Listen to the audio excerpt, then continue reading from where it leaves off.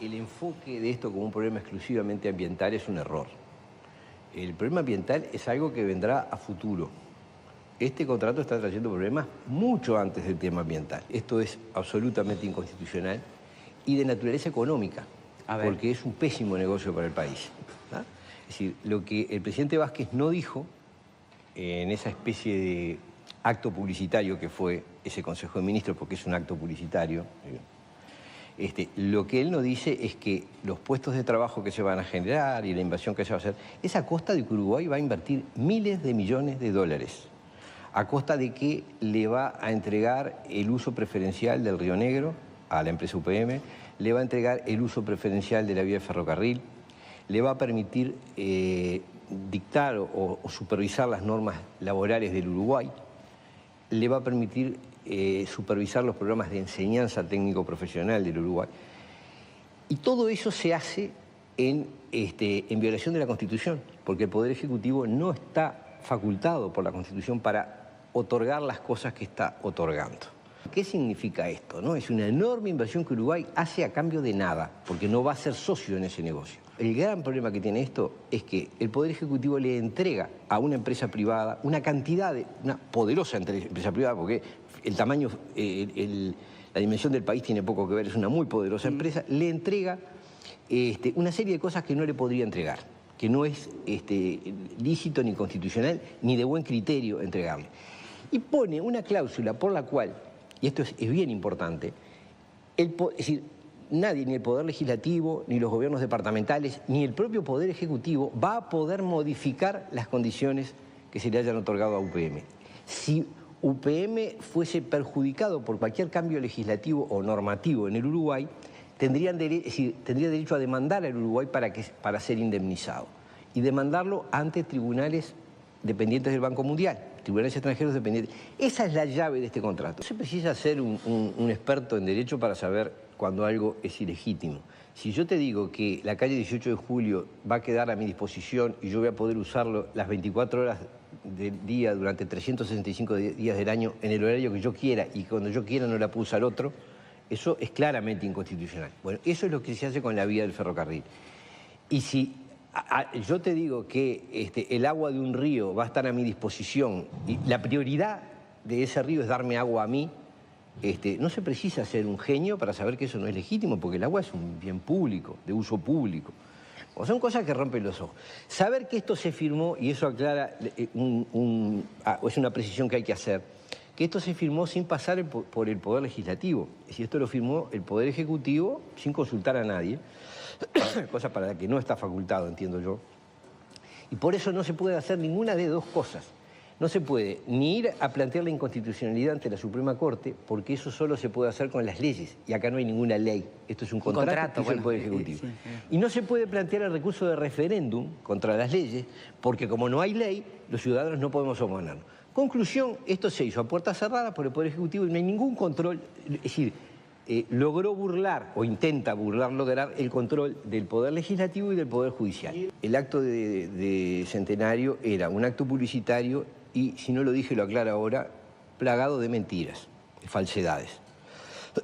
Por ejemplo, basta leer el contrato, ese firmado con UPM, una parte que se llama Proyecto Ferroviario, para saber que el proyecto ferroviario está destinado a UPM, fue proyectado por UPM, va a ser supervisado por técnicos de UPM. El Estado uruguayo se obliga a rendirle cuentas hasta del último vintén que invierta y hasta el último paso técnico que dé. Y se lo reserva, es decir, le reserva el uso de ese ferrocarril, de esa vía, dice así textualmente, 24 horas del día, 365 días del año. Y agrego, UPM tiene 24 horas de anticipación para modificar las frecuencias. O sea que el Estado solo va a saber si puede disponer o no de la vía con 24 horas de anticipación. O sea, no se puede ni hacer contratos con otros clientes, ni usarlo para el transporte de pasajeros porque no se puede saber los horarios. Pero no está pensado para nadie más, está pensado para UPM y así lo dejaron escrito. Y esta historia de que las cosas se hacen igual, las quiera o no el inversor, ya estamos curados de espanto. Con la regasificadora se dijo exactamente lo mismo, que era independiente de Aratirí y que se necesitaba de todas maneras. Desapareció Aratiri y desapareció la regasificadora. También desapareció con la desaparición de Aratiri el puerto de aguas profundas en Rocha, con lo cual se dijo exactamente el mismo argumento, financiado además por el mismo banco brasilero y hecho por la misma empresa brasilera cuyo presidente ahora está preso por corrupto. Yo creo que es increíble. Este año un modelo de explotación agroindustrial colapsó, ¿no? Es decir, mostró que el problema de la contaminación, no este año, en los últimos años, pero este año fue evidente. El agua no se puede tomar, toda el agua del Uruguay está contaminada, no es adecuada para el consumo humano, o no es segura para el consumo humano. Las cianobacterias han invadido todas las costas, desde Colonia hasta Rocha. Uno pensaría que un presidente, un gobierno, lo que tiene que salir es a explicar cómo pasó eso, cómo no lo impidieron, por qué fallaron los controles, qué se está haciendo mal con respecto al tratamiento de las aguas y de la agricultura alrededor. No, hace un acto en centenario en el cual de eso no dice una palabra, no explica nada, ni asume ninguna responsabilidad, y dice que, al fin y al cabo, si la contaminación ya está, no es culpa de UPM, entonces hacemos UPM. Donde no se han tomado políticas eficaces es para evitar eso. Y eso es cierto. Eso, nada. Si fuera cierto esto que ahora, de golpe, no sé, entre anoche y hoy se descubrió que viene de Brasil, sin tener ninguna advertencia previa, hoy sabe él que viene de Brasil, el presidente.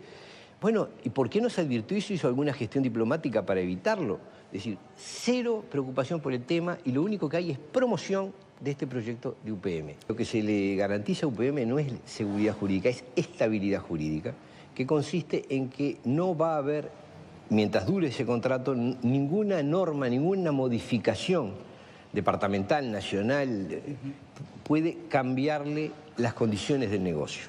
Esa estabilidad jurídica no la tiene nadie. Todos en el Uruguay estamos sometidos a las nuevas leyes, porque ¿quién puede asegurar que en 50 años las cosas que se le dieron hoy no van a ser modificadas? Bueno, eso es lo que ha logrado UPM. No es la seguridad jurídica que quiere decir que los procesos se hacen de acuerdo a leyes y se respetan las leyes. Eso es seguridad jurídica. La estabilidad, que esto figura en casi todos los contratos de inversión, es un régimen por el cual el Estado deja de tener supervisión sobre una empresa. El Parlamento, los gobiernos departamentales, el Poder Ejecutivo, dejan de tener la capacidad de gobernar respecto de esa empresa. Eso es lo que no podría ser de ninguna manera. Lo que se plantea no es una cláusula de paz. Lo que se plantea es una modificación del régimen jurídico, es decir, que se cambie la legislación, la normativa laboral en todo el país. No es un acuerdo entre los trabajadores de UPM y la empresa. Lo que se dice es que la empresa, lo dice el contrato, la empresa va en negociaciones con el PIT-CNT y con el gobierno, va a participar en la modificación de la normativa laboral de todo el país. Esa es la pregunta que a mí me gustaría que el PIT-CNT respondiera. Es decir, si parece lógico que una empresa privada sea colegisladora en materia laboral.